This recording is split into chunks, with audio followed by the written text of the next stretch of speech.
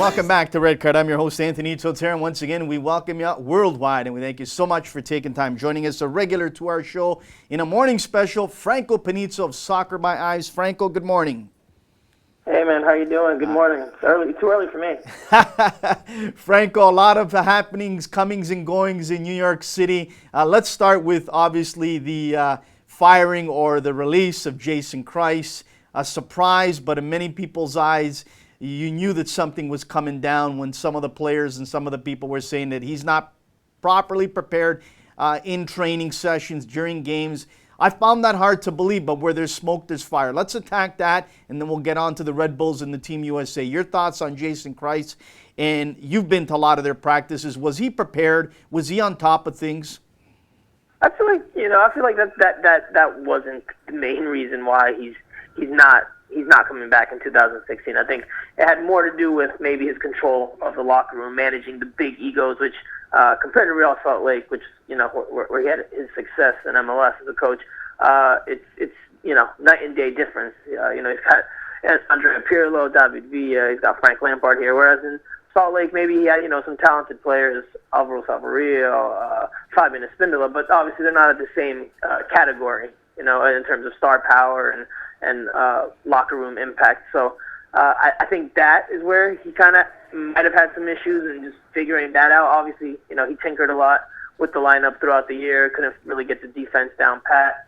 And missing the playoffs was the reason that the club stated for why he's not returning next year. But I think the locker room and managing, those egos and the star power, I think that has a big part of why he's not coming back. I remember when he said after, I forget which game it was that they lost, but when he pretty much came out and said, kind of questioned some of the commitment of some of the players in the locker room and whether they wanted to return next year.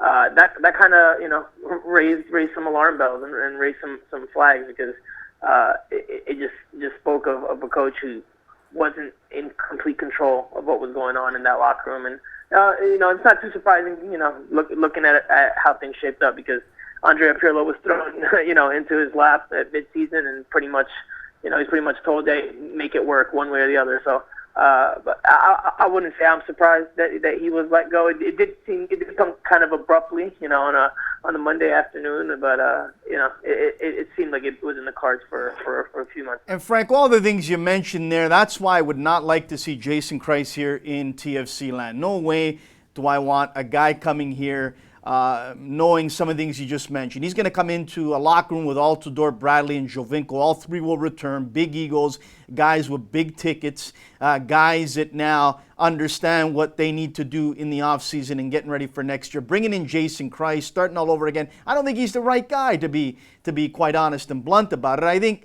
Greg Vanney should be given another opportunity to start this season on the road, because he knows the room, he knows his mistakes he's made, and leave Jason Kreis where he is, looking for another opportunity.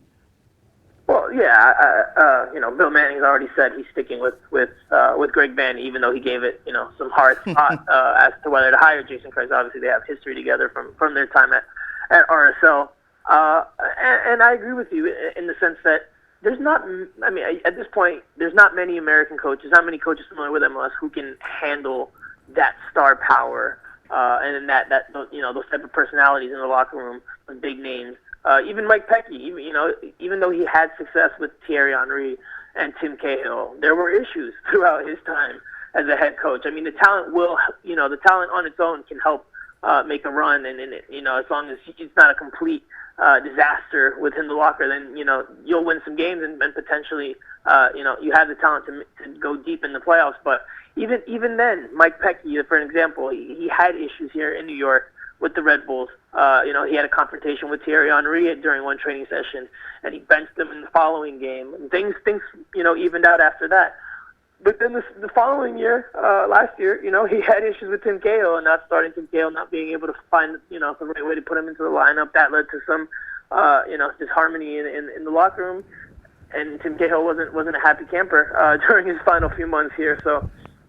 It's very hard to find an American coach who's familiar with MLS, who can handle those big egos. Bruce Arena's probably the only one that comes off the top of my head. Maybe Bob Bradley, but he's off in Europe right now. So I think Bruce Arena's, maybe with his exposure and his demeanor, his personality, his experience, I think he's the only one that can actually handle these egos, handle these personalities on a consistent basis, and obviously he's shown that these last few years with the Galaxy. Franco, let's talk about this second leg coming up. I truly believe if the Red Bulls get by, which I think they will, DC United, we're going to be playing the MLS Cup final in Red Bull Arena. And a couple guys that don't get the respect that they deserve around the league, a couple guys that are going under the radar, are guys like Mike Grella and Lloyd Sam. These guys do their job. They do it well. They come to work each and every game. I mean, throw in the youngster Matt Mazinga as well. And this is a real solid team. We'll talk about a guy who I believe should be playing for Team USA in these World Cup qualifiers coming up. That's Dax McCarty. But let's talk about those three guys I mentioned first, Franco. I mean, I've been on anyone that's around the New York beat. I actually get a stick for this, but I've been a big fan in terms of his playing style of Lloyd Sam's since he first got here. I think it was during midway through my first season covering the team. I was a big fan of what I saw from him as a player. Dynamic, across the ball, has some respectable speed, and he was a midfielder, a crafty midfielder, a guy that can cut on the ball, get by some defenders. He offers you some versatility. This year he scored 10 goals. And he's been picking it up every year since he's been with the team, so I'm not surprised by his success at all. Mike Grella, obviously, he's been one of the revelations of the MLS campaign. What he's done on the left side has been pretty remarkable, and even more so when maybe at midway through the season, they brought in Sean Wright Phillips, they brought in Gonzalo Varone, and it looked like, okay, well, Mike Grella did his job, and now he's gonna get demoted to the bench. But no. He raised his game even more, and he's remained as a starter on that left-hand side. Kind of reminds me of Johnny Steele in the sense that he's giving you more than you expected at the start of the year. I remember being in preseason down in Orlando, and I remember talking to Jesse Marsh, and they were impressed with the way he was scoring goals, but they saw him as kind of a forward / left midfielder, and he was on trial. He wasn't even guaranteed to get a deal, but he got one in the end, and he's definitely made the most of it. As for Matt Miazga, I mean, he's been pretty lights out so far this season. He's had a couple of issues with a couple ejections that he's had, but that comes with being a young defender for the most part this year. He's been pretty solid, and I wouldn't be surprised if we see him in the January camp with the U.S. men's national team, just because of how well he's played, his potential that he has. He's good with the ball at his feet. He's composed for a 20-year-old center back. He can play a high line, and he's pretty good in the tackle. So he reads the game pretty well as well. So I mean, those three guys have been integral and vital to the Red Bull success. But they're not the only ones. Like you said, there's been Dax McCarty, Felipe, Bradley Wright Phillips has shown a more well-rounded game this year. It's been a whole team effort. Franco, just before we let you go, let's talk a little bit about the World Cup qualifiers coming up. Canada taking on Honduras next week. Obviously, we know here in Vancouver, that's going to be a biggie. Kyle Larin hopefully is going to make a big impact for Canada and others as well. But USA getting ready, and a lot of people that now would like to see guys like Dax McCarty. I'm one of them involved in that Team USA. Darlington Nagbe is another. I mean, there's a lot of guys that Coach Klinsmann really has to start thinking about. Do I give them an opportunity? We've talked about Benny Feilhaber in the past. He barely got a sniff. Is Jordan Morris, the youngster, going to get that opportunity? What have you heard? What do you know? Well, Darlington Nagbe, it's being reported now pretty widely that he's getting called up today. The roster drops at 1 p.m. So that's being reported now, and it seems like that's definitely happening. So as for how many other new guys we see, I don't know, man. It's tough. It's the beginning part of qualifying. As much as you want to throw some new blood out there, and given the opponents, you should be able to throw in some new blood and still get some results. But at the same time, you don't want to risk it. These guys, if you throw in a lot of new faces. They don't have experience in these qualifiers, especially, CONCACAF qualifiers on the road, with the refereeing, all that, comes into play. So I don't think Klinsmann's going to take too many gambles on this roster. Will we see one surprise in Darlington Nagbe or a new face in Darlington Nagbe and maybe 2 or 3 more? Possibly.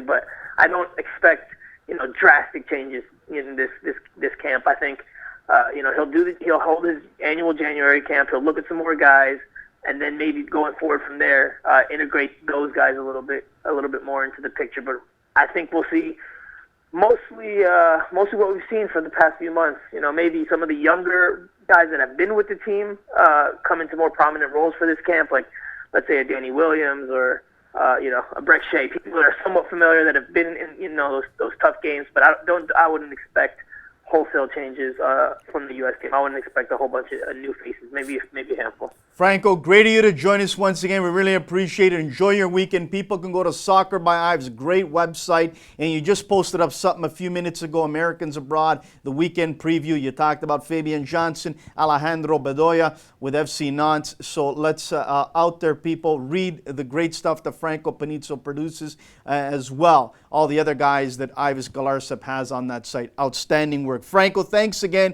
and have a wonderful weekend, my friend. Hey, man, no problem. You're much nicer during the morning. I think we should. My wife says that, too. That's funny you said that, Franco.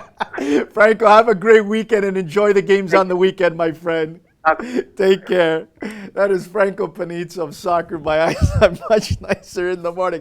Andrew, he's quite right, actually. I've had a couple of coffees already, and I had a few biscottis, as they say, and I'm ready to rock and roll. We're going to continue to do that with a newcomer to the show, Travis Clark. He's with TopDrawersSoccer.com, and we're going to talk to Travis about some of the guys that we need to keep our eyes and ears open about in the draft coming up in 2016. Is there another Kyle Larin out there? We'll find out from Travis Clark. Stay tuned right here on Red Card. People say you gotta be